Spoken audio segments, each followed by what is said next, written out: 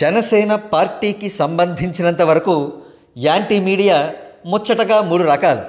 ఇందులో మొదటి రకం సాక్షి మీడియా అండ్ కో. వీరు పవన్ కళ్యాణ్ని మనస్ఫూర్తిగా పరిశుభ్రంగా పచ్చి బూతులు తిడుతూ ఉంటారు. ఇక రెండవ రకం టీడీపీకి సంబంధించిన కులగజ్జి మీడియా. వీరు పవన్ కళ్యాణ్ని కన్నింగ్ స్ట్రాటజీలతో డిగ్రేడ్ చేస్తూ ఉంటారు. ఇక మూడవ రకం మీడియా కూడా ఉందండోయ్. ఈ మీడియా వారు పవన్ కళ్యాణ్కి ఫేవర్గా ఉన్నట్లు నటిస్తూ పవన్ కళ్యాణ్ని జనసేన పార్టీని ఎంకరేజ్ చేస్తున్నట్లుగా నటిస్తూ పొగుడుతున్నట్లుగా ఉంటూ వీడియోస్ పోస్ట్ చేస్తూ ఉంటారన్నమాట. దురదృష్టవశాత్తు అమాయకులైన జన సైనికులు వీరి ఉచ్చులో పడి వీరికి ఫేవరెట్స్గా మారిపోతారన్నమాట. వీరి వీడియోస్ని సబ్స్క్రైబ్ కూడా చేసుకుంటూ ఉంటారన్నమాట. అటువంటి ఒక ఆయన ఇటీవల అంటారు కదా, జనసేనకు టీడీపీ 30 అసెంబ్లీ సీట్లు ఇస్తున్నట్టుగా అనౌన్స్ చేయాలట. చంద్రబాబు నాయుడు ఇమీడియట్గా ఈ విషయాన్ని అఫీషియల్గా డిక్లేర్ చేయాలట.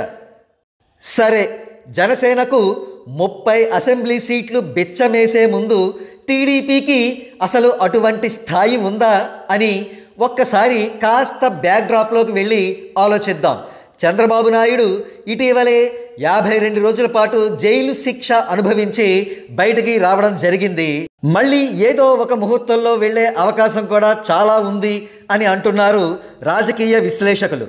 మరో ప్రక్క బాలకృష్ణ కానీ లోకేష్ కానీ పొలిటికల్ జోకర్స్గా ప్రజల్లో ముద్ర వేయించుకున్నటువంటి వ్యక్తులు. ఇలా టీడీపీ పరిస్థితి అగమ్యగోచరంగా ఉన్న తరుణంలో ఆపద్బాంధవుడి అవతారం ఎత్తి టీడీపీని కాపాడిన వ్యక్తి పవన్ కళ్యాణ్. అటువంటి పవన్ కళ్యాణ్కి 30-40 సీట్లు ముష్టి వేస్తే తీసుకునే పరిస్థితుల్లో పవన్ కళ్యాణ్ పొరపాటున ఉన్న జన సైనికులు మాత్రం అటువంటి పరిస్థితుల్లో ఉండే అవకాశమే లేదు.